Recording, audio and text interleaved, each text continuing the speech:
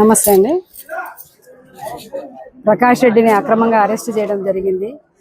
Challenge విసిరిన వాళ్ళు ధైర్యంగా ఛాలెంజ్ని ఎదుర్కొనే దమ్ము లేకుండా ప్రకాష్ రెడ్డిని ఇంటికాడికి కూడా రానికోకుండా వాళ్ళ పోలీసులు అండదండలు చూసుకొని పోలీసుల పూర్తి సహకార సారథ్యంతో హ్యాపీగా ప్రకాష్ రెడ్డిని అరెస్ట్ చేసి మేము వాళ్ళ ఇంటిపైన దాడులు చేయాలని చెప్పి వాళ్ళు చూస్తున్నట్లు మాకు తెలుస్తుంది.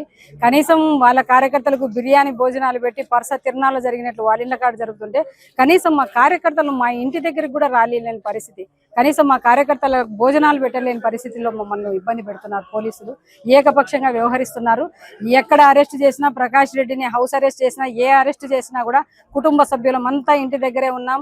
ఇంకా టైం దగ్గరకు వస్తుంది, మేము వెయిట్ చేస్తున్నాం మీకోసం, మీరు రావాలా.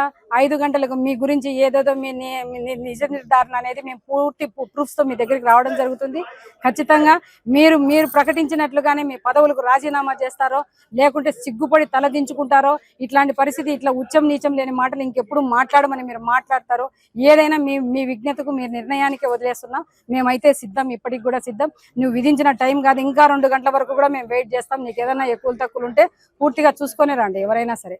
ఓకే, థ్యాంక్ యూ మా.